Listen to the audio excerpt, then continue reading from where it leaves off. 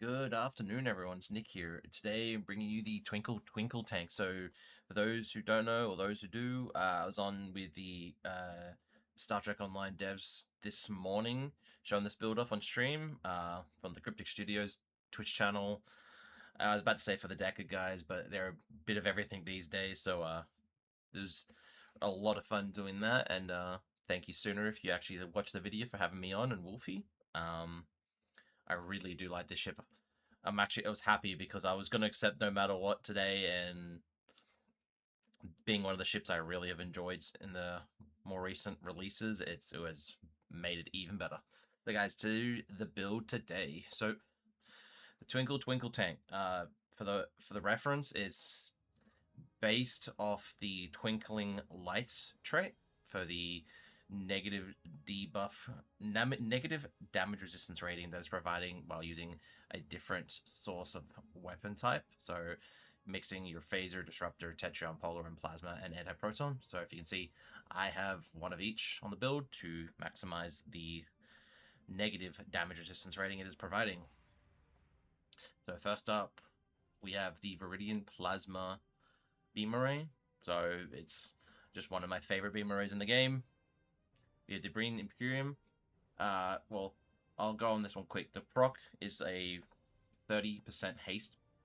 So it's actually a really good weapon. And the visuals are fantastic. So it just had to be on the ship when I saw multiple different energy types. Next up, we have the Green Imperium Polar and Beam Array. So this one, it's got a chance to do, I think it's maximum hull damage, so it's really good into big targets. Can do a fair amount if it procs. Next up, we have the Advanced Temporal Defense Chronoton Beam Array from the Temporal Rep.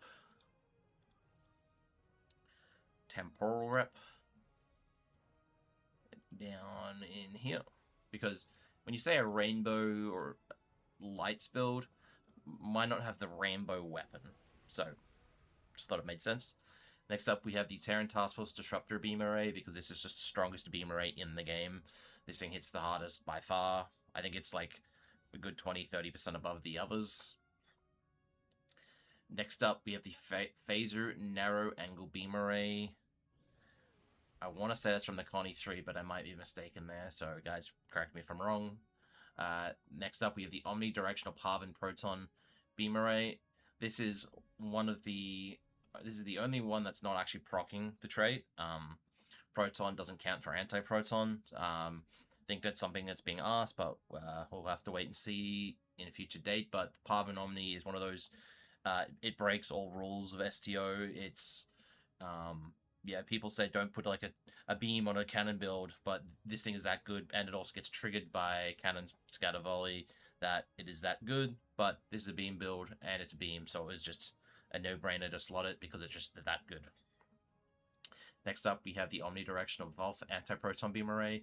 So this isn't an anti-proton, but in one of the lower lines, about 2/3 of the way down, 25% chance on crit hit to reduce enemies damage output by 9.1% for 10 seconds, stacks up to 3 times. So as a tank, this is adding up to 27.3% negative damage output for your enemies. So for a ship that doesn't have suppression barrage, this is rather good to help mitigate the damage you take. I thought it just made a lot of sense because I wasn't going to run all bowls on this, so I thought for my one anti-proton, well, I have 2 with the Chronoton, but I thought at least for my for one proccing the trait was going to be this Voth to give myself some damage mitigation options in this build. And last but not least, the Diffused Tetrion Beam Array. I'll be honest, guys, I don't run Tetrion, and I've never really run Tetrion. I found a Tetrion weapon in my inventory. I went, that looks good. I epicked it and I threw it on. To my devices, we have the Kobayashi Maru Transponder, the Temporal Negotiator, the Advanced Battery Engine Energy Amplifier, and the Deuterium Surplus. Next up, for our Universal Consoles, or they're all basically Universal Consoles these days, we have the binaural and fusion circuits for the 29.5 hull capacity, the 29.5 control expertise, and the 26.2 critical severity. These are just great stats to have all around. We want our gravity wells to be stronger, we want our hull to be higher, and we want our crits to do more damage. So all up, no wasted stats there, so it's a really just nice stat console to put on most ships. Next up, we have the particle conversion matrix from the Guardian, or the Mirror Guardian. This is a more unique, rare console, but it sees the light of day in the more heavy, unconventional systems woven cooldown reduction builds, because you can keep this up a majority of the time, and it's 100. When stacking up, it's 100 energy weapon damage, 100 energy damage, and 100 exotic damage. So that's a fair amount of category 1 damage. And for my tank, 75% shield resistance rating for 20 seconds. So it's a good chunk of resistance rating to my shields. It is quite noticeable on squishier builds. When you slap it on, you feel a lot more tanky. Next up, we have the console from this ship, the Pentachoric Emitter. And this is one of the really cool, I think, well-balanced consoles in the game. And it does require a little bit of thinking. So on the bottom part, we can see deals 15% of your outgoing directed energy damage to 10 targets within 5-kilometer radius. So it's not quite as, I wouldn't say as easy as it reads. I wouldn't say it's 15% because it couldn't be more than 15%, but it can be a hell of a lot less than 15% depending on how you're piloted and how everything's grouped up and where you are. So I think it can be spread out to be 15%, but I've seen some really good numbers out of this. I think in the build it did anywhere from 50 to 80k in Hive.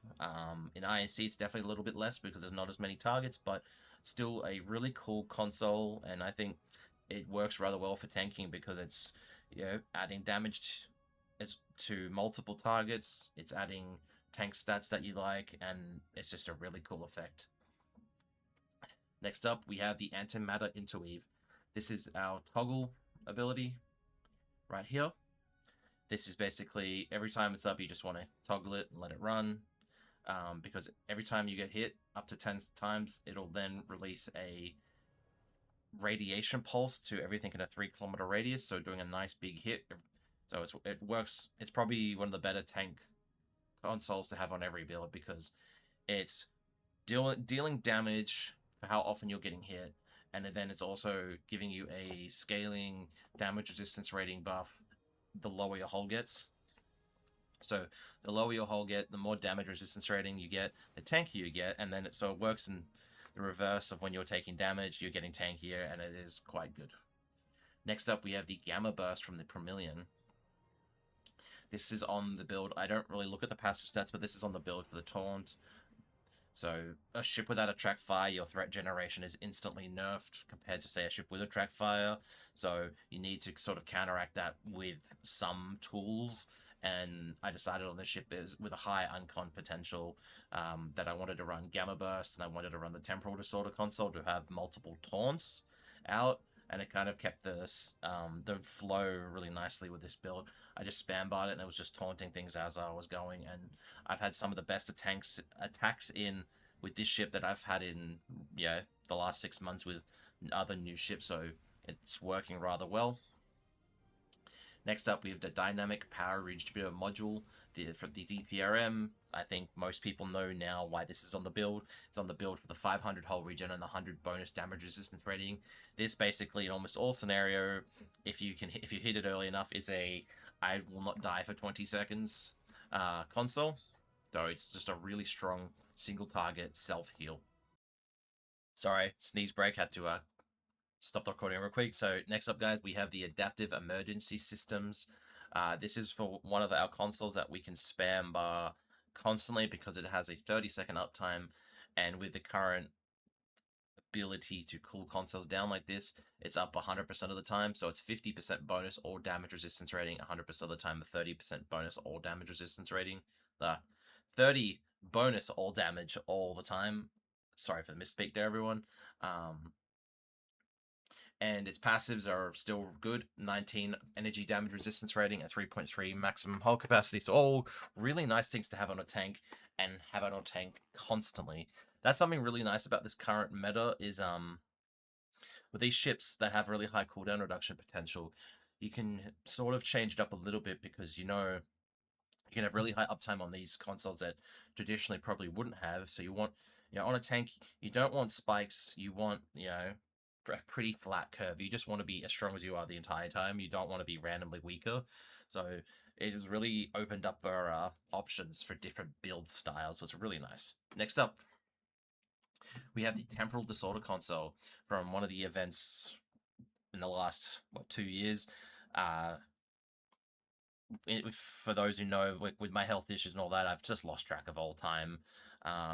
So, and it's probably never like me catching up with all the knowledge and trying to build it in my memory is probably not going to come back. So, forgive me. But the Temporal Disorder console, it creates 4 ships with taunts, and plus on death does a radiation explosion. So it's quite noticeable, everyone. I don't know if for those who haven't used it, I've watched friends of mine brand new to tanking. I'll take them in a hive and they'll be real struggling, and as soon as they hit the Temporal Disorder console and it taunts as many things as it can, they start to live because it's just taken that threat from them and it's taken the heat from them for the initial hit of hive. So it's a really nice console to have. For the longest time, I avoided it like the plague, but now I've realized it's just that good. And I think not on every single build of mine, but I think for most people on tanks with a high unconventional systems potential, I think it should be on because it just really is that good for tanks. Next up, we have the Woven console, or the Subspace Fracture Tunneling Field. This is for the 25% reduction to universal consoles. So I'll see here, you'll click Adaptive Emergency Systems. It's on a 2-minute cooldown. I'll hit the Woven console, which is this one here, and boom, I've got 25% back instantly. And the really nice part about the Woven console, it's got a 30-second cooldown, and it can be cooled down by unconventional systems. So you can cool down the cooldown reduction method, and then have more cooldown reduction method, more cooldown reduction, a lot more. So it's if you get the sequencing right, is really, really powerful. Next up, we have the Broadside Combat Module. So this comes into the theme of the build. I wanted to just make a giant ship that just shoots things out everywhere. So when I was putting it together, the Pentachoric was staying and a few other pieces. And then I just was like, wow, the Broadside Combat Module, it just works because this is a broadsiding build. There's no torpedo need. I don't really need to turn its arc. So this console is extremely powerful. You group things up on your broadside, you hit this console, and it will just eviscerate things. So it's really good. And the stats itself aren't half bad. Making you tankier on your broadside, more damage resistance rating, and more damage while you're in your broadside. So it's just ups, really nice stats for this build. Next up, we have the Shield Absorptive Frequency Generator from the Valdor. And for those who don't know where to get this, you either get it from the Legendary Valdor or the Tier 3 Valdor. But this is one of the, I want to say one of the best. I'd say it's probably top 2 best survivability consoles in the game. DPRM might win out because it's the damage bonus it gives as well.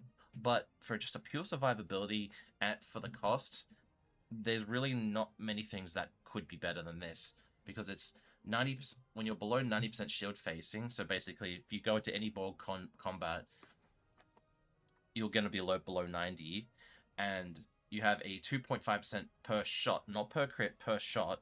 So that means you have a 20% chance per fire cycle of every weapon. You have 8 times 2.5 is 20 to get that back, and it's 200%. So if your weapon hits, let's say 10,000, 20,000, and then it's 200% of that, you're going to restore a good chunk. But that's under fire at will as well. Everything's going to be spreading around. So it's just a really, really nice source of healing. Next up, we have the Lorcas Custom Fire Controls. We have a 3.9% critical chance, 7.9 weapon power, and 157.5 shield penetration. I was thinking a bit more offensive with this build, so I wanted to boost my crit and I wanted to boost my shield pen, so it just made a lot of sense. And last but not least, because this build isn't really reliant on damage over time, it's more the upfront damage that it's doing, I thought Fleet Power Network Array from the Awani made a lot of sense to give me that plus 125 directed energy weapon fire cycling haste. And because the ship is a intel ship, I can take very good advantage of that, because I can hit override subsystem safeties and then hit the console and have a massive amount of haste given to me with that combination. Next up, we have our skills. I'm running this in Intel Primary and Temporal Operative Secondary. Probably might be smarter to run this as Strategist, but no one really calls me smart, so more on to the traits. To our personal space traits, we have a good day to die. So a good day to die means that I can use go down fighting whenever I like, and 50% bonus all damage and 20% all damage resistance rating is rather nice to have constantly.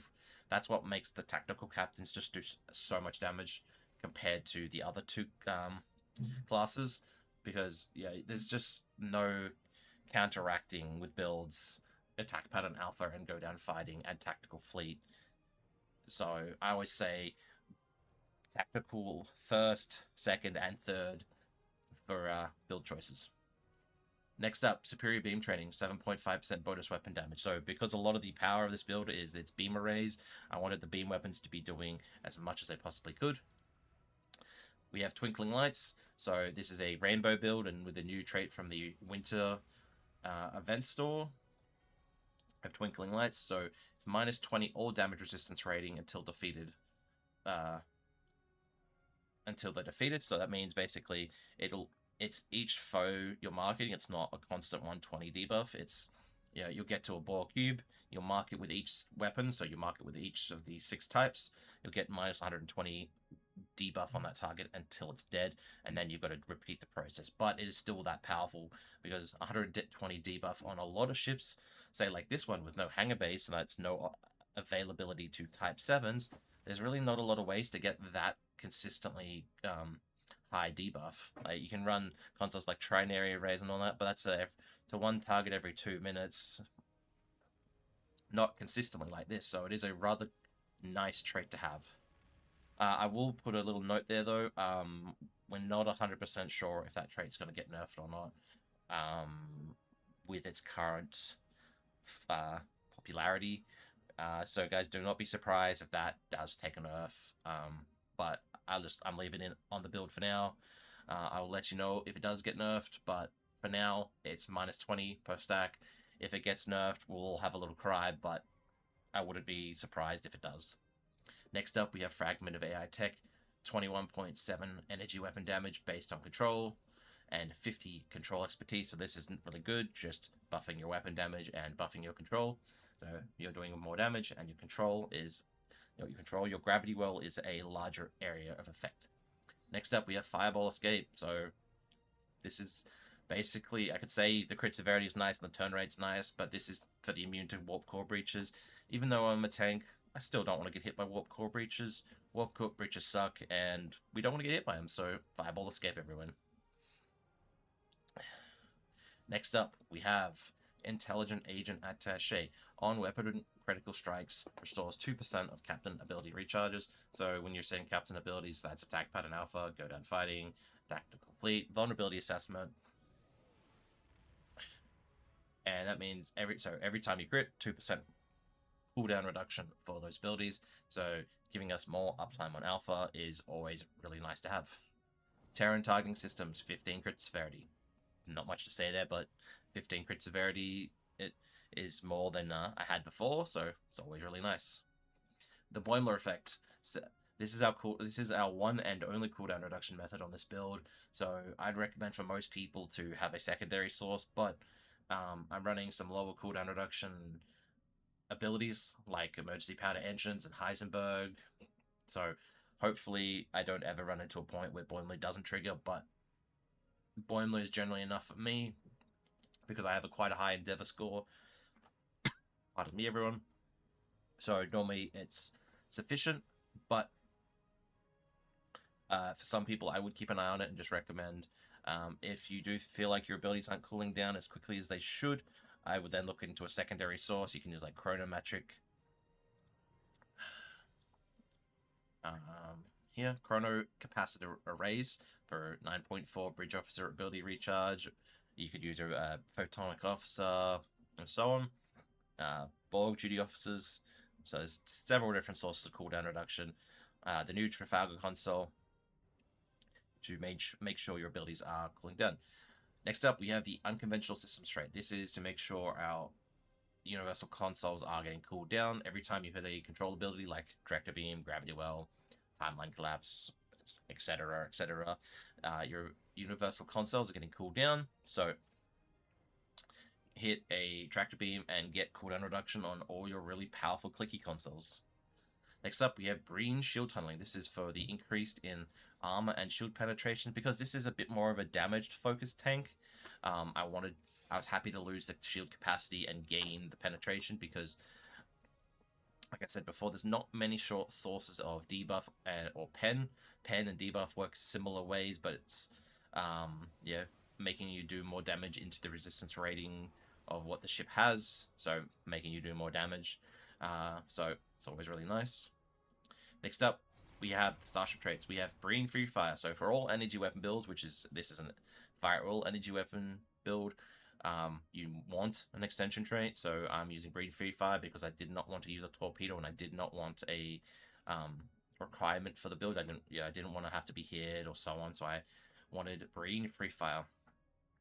Next up, we have Emergency Weapon Cycle. So on emergency powder weapons, minus 50 weapon power cost for 30 seconds, 20 fire cycling haste for energy weapons for 30 seconds. So this is 100% uptime, and that's just great stats. With weapons, the more power you have, the more damage you're doing. So the more damage I'm doing, the more threat I have, and higher chance of me keeping everyone else alive is, it's better. Next up, we have History Will Remember. For each foe that you defeat, gain 1 stack of History Will Remember, 30 stacks max, which grants you the following. So with 30 stacks, it's 30 all damage, 30 hull regen, 30 maximum hull, and 300% threat generation. This is one of those, we don't use the terminology in Star Trek Online that often, but in saying like WoW and a few other games, this is like an S tier, this is a must slot, this is a, this is going to be on the build until they make something better, which I don't think they ever will, because tanking isn't really a high priority for them. Hopefully with me pushing the content and on the stream today, maybe we might see some tank content in the tank gear in the future, but I'm not holding my breath, and that's in the nice way. Any devs are listening, I know you got to do what sells, and tanking probably isn't. But this is one of those, like the same as Emergency Weapon Cycle. These are generally going to be on 99.99% of all tank builds because they're just that good, and there's no reason not to run them. Next up, we have Honored Dead. This is a passive tank trait. So after receiving 10,000 cumulative damage, gain a stack of Honored Dead, which adds 10 all damage resistance rating and 1 health regen, maximum of 20 stacks. So that's 200 damage resistance rating and 20% health regeneration. And at 20 stacks, subsequent activations instead grants 10,000 temporary hit points for 40 seconds. While not in combat, you drop 1 stack every 2 seconds. So this is really good because the more damage you take, the tankier you get. So it's really good, as I find with the consoles, you can get in, use the consoles to keep you alive for the first, say, 30 seconds to a minute. And by that point, your History Will Remember, your Honored Dead, and several other sources have all stacked up. And then you've got all your stats really high, like you'll be in the 90s, the resistance rating, and by that point, you're almost, I wouldn't say unkillable, but you're extremely hard to kill by that point. So it's rather nice. And then we have Together We Stand from the Garrett. This is a new sort of option in my builds. I'm noticing I needed less and less damage resistance rating because of my endeavors and certain other sources. So I started to look into healing, and we're noticing on the passes, I'm not 100% sure yet, but we're noticing this seems to act like a heal. So like on the passes, Together We Stand will show up. So it's like when you proc it, it's not just giving you 35% hull regeneration, it's healing you 35% hull regeneration. And most of the time when I've run this, I have felt rather tanky. So for anyone who was the Garrett, this trait is when you hit a captain's ability to self and allies within 5 kilometers, up to 35% maximum hit points and 35 maximum shield capacity.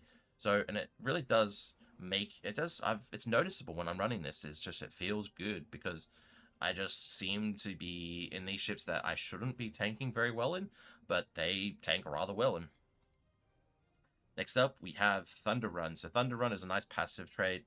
I mean, they're all really passive traits, but it's a no thought process. It's a get in there and it's helping you out. It's 20% beam damage, up to 15 defensive when it scales the speed. So I'll throttle up 15 defensive rating, which that means if you have higher defense, the enemies have a higher chance to miss. Miss means 0 damage. 0 damage means less having to tank for you, which is always nice. If in threatening stance, plus 150 threat generation. So more threat generation is always really good for tanks. You do not want your DPSs, you do not want your teammates that aren't designed to live like you are getting any attacks in. You want them all. And if one day I could get 100% attacks in, I would love that myself. Next up, we have broadside beam support. During fire at will, beam overload to a random target within 5 kilometers on your left and right broadside. Up almost, I round up, say 1,000 phaser damage per weapon firing activation per weapon. So your broadsides, your side of your ship, if you don't know the terminology, your side of your ships, like here, if you can see my mouse on the sides here. So I always, in this ship is rather easy, but it's just like these points here. Just put the target I want on my broadside on these points and let the new broadsiding abilities do their magic. Through my space reputation, we have advanced targeting for the 20 crit severity. We have advanced hull reinforcement for the 12.5 bonus or damage resistance rating. We have magnified firepower for the 6.3 bonus weapon damage. Not a normal trade on my builds, but because this doesn't have many dots, I wanted that boost into my weapons. We have Tyler's Duality for the crit chance, which will be at 7.5% when get into combat, because this ship, like most of my tanks, will get well over 200,000 hull. So the scaling at 200,000 hull is all really good because you'll get there to 200,000 hull. And precision, we have 5% critical hit chance. Just crit's always good. Next up, we have anti-time. We have quantum singularity manipulator. We have refracting tetryon cascade. We have deploy sensor interference platform, and we have biomolecular shield generator. I would only recommend basically running the shield generator, the tetryon cascade, and the anti-time. I wouldn't recommend ever hitting the deploy interference or the quantum singularity manipulator. I'd only hit those two if you were really close to dying. You're like, I don't want to die, and you just hit those just to see what you can do to live. And I'm noticing real quick, as I was about to move on to my stations, I didn't go with my deflector and other pieces. So real quick, we have the colony deflector. So the Elite Fleet Intervention Protomatter Deflector. So this is for 4 crit chance, 15 severity, 21.3 Starship Shield Pen, and 21.3 Starship Weapon Specialization. The other stats further up are nice, but to be honest, everyone, we want the bottom 4 stats. We want the crit, the increase to crit severity, and shield penetration, and that's really all we're worried about. Next up, our impulse engines. We have the prevailing innervated impulse engines. So every time you hit a firing mode, you basically get a 2/3 deuterium. So you hit a firing mode, and boom, you've got the zoomies. So that's basically recommended impulse engines on almost every single build, because who doesn't like moving fast? Warp core engine, we have the mycelial harmonic matter antimatter core. This and the Tilly's review pending modified shield is for the 2-piece. So we'll come here, we'll drag down. The 2-piece is 120% hull regeneration. That is the best 2-piece for tanking in the game.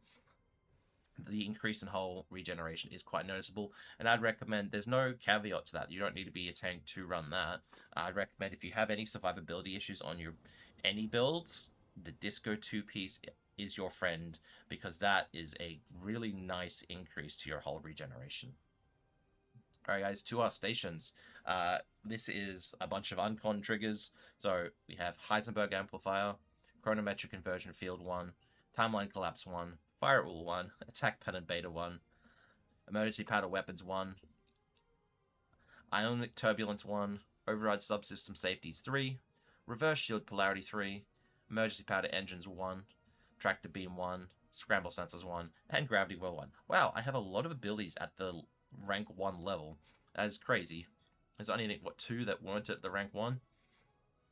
Or these 2 here, but anyway. Guys, your uncon procs, so your gravity well, your scramble sensors, your tractor beam, your ionic, your timeline collapse, your chronometric, and your Heisenberg amplifier. I can show you here. This is my spam bar here. 1, 2, 3, 4, 5, 6, 7 are all on my spam bar. I am not giving them any thought. They're just spam bar and forget. So guys, do not feel bad about spam barring them. Put them at the end of your spam bar and let them do their work. We have override subsystem safeties here to pair with the Iwani console, because Iwani console scales with aux power. OSS gives us maximum all power. So I hit that, and then I hit the Iwani console, so it's buffed up, and then also my weapon powers. So it's a nice pairing of higher weapon power plus all the haste given to you by the Iwani console. Reverse shield polarity is for the 80 basic. I like to scale up or round up, sorry. The 80% healing from the damage you take. So if you go into TFOs like Hive Space, Hive Onslaught, you take a lot of damage in. So a ability that is healing from the damage you take is rather nice, because there's not that many sources in the game that are like that. I think there's only about 2 or 3 off the top of my head that are worth running. And this is one of the more readily available. Normally I don't have it at a rank 3 level, but today we do, because no commander command ship. And the last thing to think about is emergency powder engines is paired with evasive maneuvers because of the emergency con hologram. For those who don't know, if you have if you have that pairing, so we'll see here, evasive maneuvers is ticking down. Boom, it's on a 40-second cooldown. If I hit emergency powder engines now, my evasive maneuvers is back up. And I have it again after about 10 seconds of it being down. So instead of it like having a 50-second cooldown, it's got a 10-second cooldown with that combination. And that is massive amounts of speed and mobility for a ship like this. So whenever you need to get around, when people say it's really hard to move ships like that, I say put on the comp engines, put on the emergency con hologram so that you have evasive maneuvers, and then you'll start to notice a difference on trying to move giant ships around like this, because you constantly have about 500 to 800% turn rate buff with that pairing. And last but not least, everyone, as I'm flying around and someone's healing me, probably they might notice my name in the game, we have the duty officers. So here is where it gets expensive, because I was told this is a pro high-end build, so I didn't spare anything. So we have 27 to 47. The attack and intel improves the chance to improve crit chance and crit severity. So I said it on stream a lot, but the more you crit, the more damage you do, the more threat generation you do. The harder your crits hit, the more damage you do, the more threat generation you do. It's pretty simple, but yeah, that's what it is. This thing is stupid expensive. I would not recommend anyone buy it that doesn't already have one, because it's like 1 billion plus energy credits normally. It's insane. That'd be the last thing I'd buy on anything. I would buy promo ships before I'd buy the 27 or 47. Spencer's going to hate me for saying this, but 27 or 47 is stupidly expensive, along with most of the ball duty officers. If there's a way we can get make these things a little cheaper and a bit more accessible, I would love that. But for now, it is stupidly expensive, and I would not recommend anyone buy it at all until you have everything in the game and say, I have 1 billion energy credits laying around, I'm going to buy a 27. That's about the only time you should buy one. Next up, we have the emergency con hologram. So as I showed before, it's a reset on our evasive maneuvers, so it gives us more mobility. Next up, we have, I'll pair these together. We have a crit severity energy weapon officer, so this can be up to 30 crit severity. So as you're just firing your weapons, you can potentially proc to gain +10, and this will stack up to 3 times, so giving me 30 crit severity. And I have a crit chance officer. Just firing your weapons, you have a chance to build more crit chance and more severity, which is always really nice. Last, we have the agent neural. So while under the effects of attack pattern beta, each weapon fired restores 0.2% of your maximum hull on a ship that probably has anywhere from 250 to 270,000 hull when it's fully buffed up. That's a lot of healing that is providing. and it's it's just constantly going because attack pattern beta has a very low cooldown.